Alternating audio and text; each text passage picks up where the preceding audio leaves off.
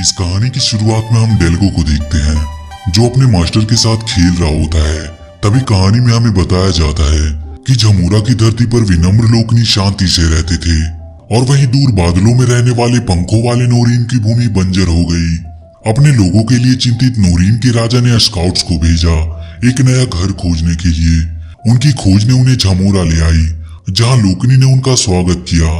नोरीन के राजा ने लोकनी को ना छोड़ने की कसम खाई और अपने बचे लोगों के साथ वो वहां पर बस गए। नोरीन के राजा ने अपनी छोटी बहन सेडिसा को भी वहां बुला लिया।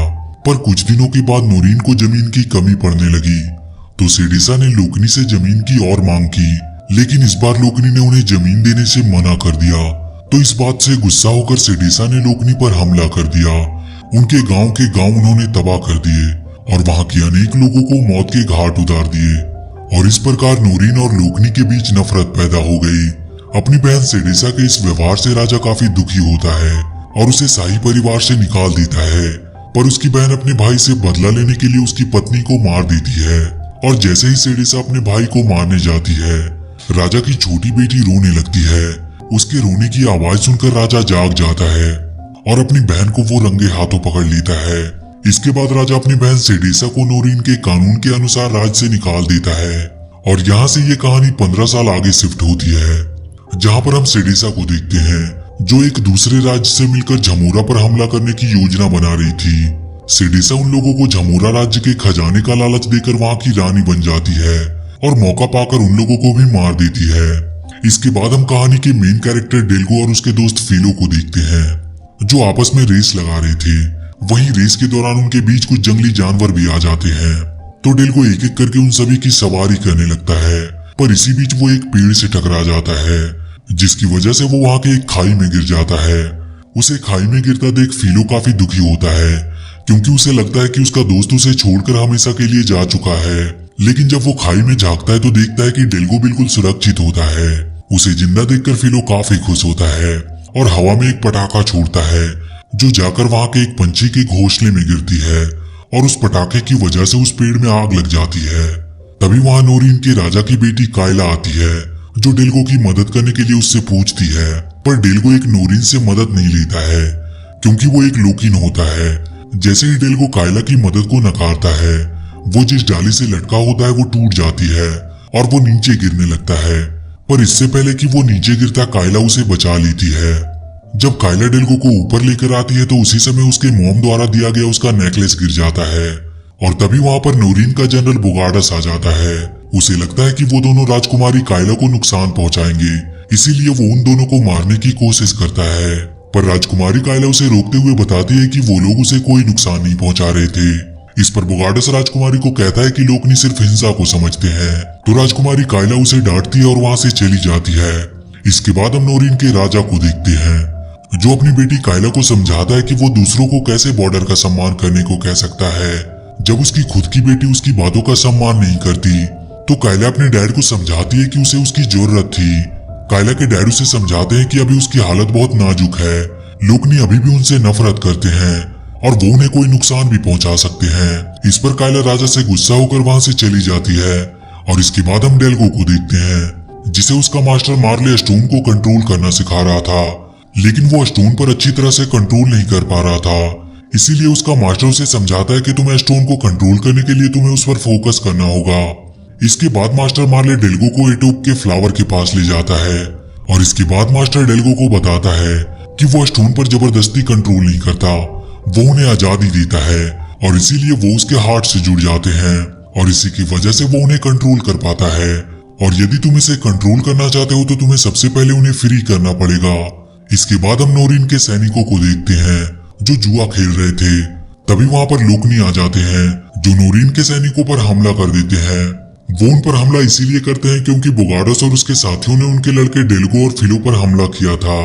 इस बात को लेकर वो जनरल राजा के पास जाता है और उनसे न्याय की मांग करता है और वो कहता है कि लोकनी अगर युद्ध चाहते हैं तो हम युद्ध के लिए तैयार हैं। पर राजा कहता है कि उन्हें युद्ध नहीं करनी चाहिए बल्कि उन्हें अपने लोगों की रक्षा करनी चाहिए। इधर राजकुमारी कायला अपनी मॉम का खोया हुआ नेकलेस ढूंढ रही होती है।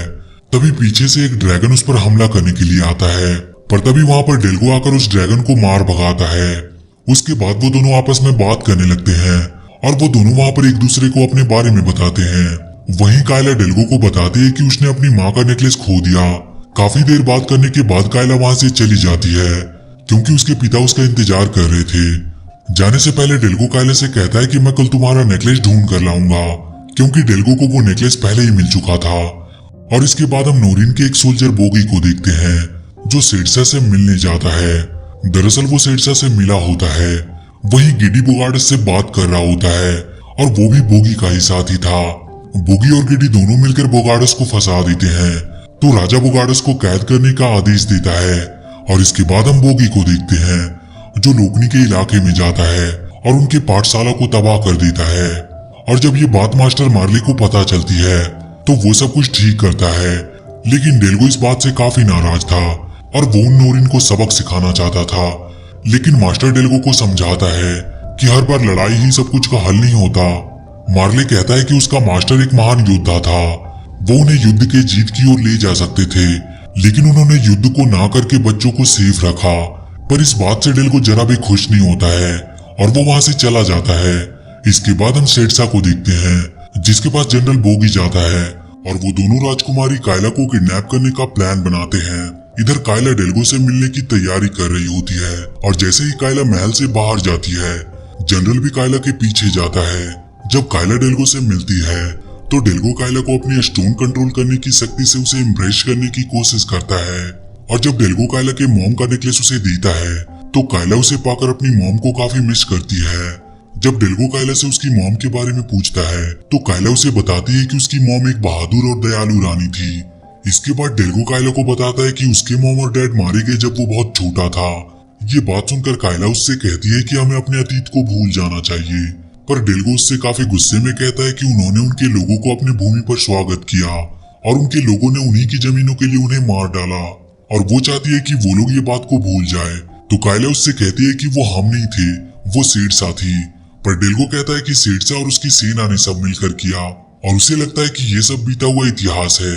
ये बात सुनकर कायला उससे माफी मांगती है तो डेल्गो उससे कहता है कि लोकनी और नोरिन कभी भी साथ नहीं रह सकती। डेल्गो से नाराज होकर कायला वहां से जाने लगती है तो डेल्गो उसे रोकने की कोशिश करता है, लेकिन अब कायला काफी गुस्से में होती है और इसीलिए वो वहां से चली जाती है। और जैसे ही कायला वहां से जाती है वो जनरल बोगी उसके पीछे जाता है और उसे किडनैप कर लेता है। इसके बाद बोगी राजा के पास जाता है और उसे लोकनी के खिलाफ भड़काने की कोशिश करता है। तो राजा डेल्गो को पकड़कर अपने पास लाने को कहता है और वहीं डेल्गो अपनी पुरानी यादों में खोया होता है कि कैसे जब वो छोटा था तो अपने डैड के साथ खेल रहा था। पर तभी वहां पर कुछ सोल्जर आते हैं जो उसके मॉम डैड को मार देते हैं और ये सब डेल्गो छुपकर देख रहा होता है। पर जैसे ही उसकी नींद खुलती है वहां पर नोरिन के सिपाही होते हैं जो डेल्गो को बंदी बनाकर राजा के पास ले जाते हैं। वहां पर डेल्गो का फ्रेंड फिलो भी होता है। राजा उससे अपनी बेटी के बारे में पूछता है तो डेल्गो उससे कहता है कि उसे कुछ भी नहीं पता कि कायला कहाँ पर है। तभी हम कायला को देखते हैं जो एक कैद खाने में कैद होती है और वो मदद के लिए चिल्ला रही थी, लेकिन वहां पर उसकी मदद करने के लिए कोई नहीं होता है। इधर जहाँ पर डेल्गो कैद होता है वहीं पर बोगार्डस भी कैद होता है और उन दोनों में राजकुमारी को लेकर बहस हो जाती है। तो डेल्गो उससे कहता है कि उसने राजकुमारी को आखिरी बार तब देखा था जब वो अपने घर जा रही थी। बोगार्डस को बोगी पर शक होता है। वहीं सिरसा के सिपाही उसके सामने राजकुमारी कायला को पेश करते हैं तो राजकुमारी कायला उससे कहती है कि उसके डैड के सिपाही उसे जरूर ढूंढ लेंगे। पर सिरसा कायला को उसके डैड के आदमी बोगी को दिखाती है और उस पर हंसने लगती है। इधर किसी तरह डेल्गो पिंजरे से आजाद होकर बोगार्डस को भी आजाद कराने लगता है, क्योंकि उन दोनों में डील हुई होती है कि डेल्गो बोगार्डस को आजाद कराएगा तो बोगार्डस उन्हें वहां से निकालेगा। इसके बाद वो लोग गार्ड को चकमा देकर वहां से निकल जाते हैं। उधर नोरिन और लोकनी के बीच लगातार तनाव बढ़ने लगता है और वो सब युद्ध करने को ठान चुके थे। इधर डेल्गो बोगार्डस और फिलो गुफा से होते हुए बाहर निकलने की कोशिश करते हैं। इधर नोरिन और लोकनी युद्ध की तैयारी कर रहे होते हैं और डेल्गो बोगार्डस से मिलकर राजकुमारी को ढूंढने की कोशिश कर रहा था। तभी हम देखते हैं कि सिरसा की सभा में जश्न का माहौल होता है, क्योंकि सिरसा आज राजकुमारी कायला के पंखों को काटने वाली होती है। ये सब देखकर डेल्गो और बोगार्डस काफी दुखी होते हैं और इसके बाद वो दोनों राजकुमारी कायला को बचाने का प्लान बनाते हैं। उधर सिरसा अपने लोगों को झमूरा पर हमला करने के लिए उकसा रही होती है।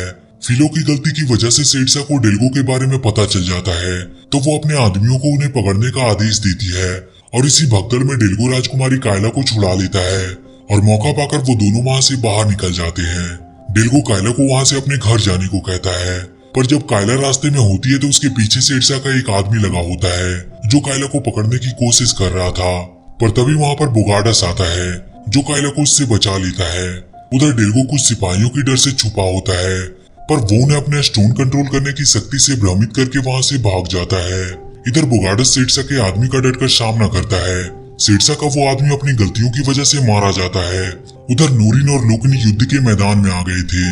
वो युद्ध का बिगुल सुनते ही एक दूसरे पर आक्रमण कर देते हैं।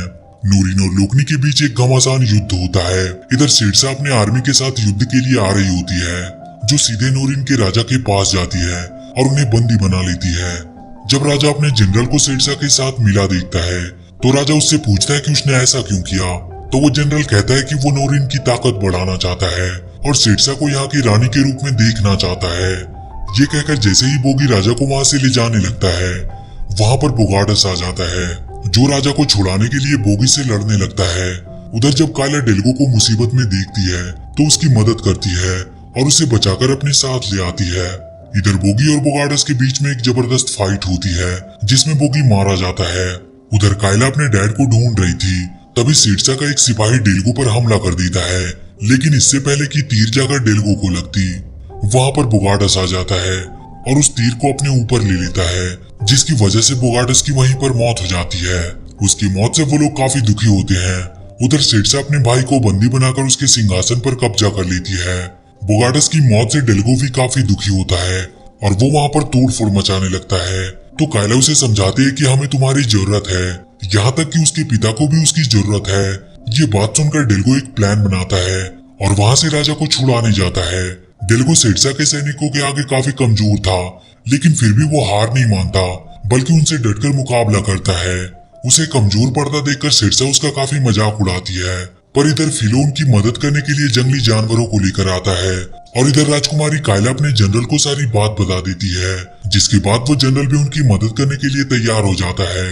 सेड्सा जैसे ही राजा के पंखों को काटने का हुक्म देती है, डेल्गो अपनी शक्ति की मदद से सेड्सा के सैनिकों को भ्रमित कर देता है और इसी बीच राजा का महल गिरने लगता है और उसमें सेड्सा के सैनिक दबकर मारे जाते हैं और खुद सेड्सा भी उसमें फंस जाती है। लेकिन डेल्गो को सेड्सा पर दया आ जाती है और वो उसे बचा लेता है। पर तभी वहां पर कायला आती है जो अपने डैड को देखकर काफी खुश होती है। लेकिन तभी सेड्सा कायला पर हमला करके उसे घायल करने की कोशिश करती है, लेकिन कायला अपनी मॉम के नेकलेस की वजह से बच जाती है और मौका पाकर वो सेड्सा को एक किक मारती है, जिससे सेड्सा गिरे हुए महल में दब जाती है, जहां पर उसकी मौत हो जाती है। सेड्सा के मौत के बाद वो युद्ध रुक जाता है। लोकनी और नोरिन के लोग आपस में मिल जाते हैं और इसी के साथ ये मूवी यहीं पर खत्म हो जाती है। तो वीडियो अगर अच्छी लगी हो तो please do like and share the video and please subscribe to my channel and press that bell icon.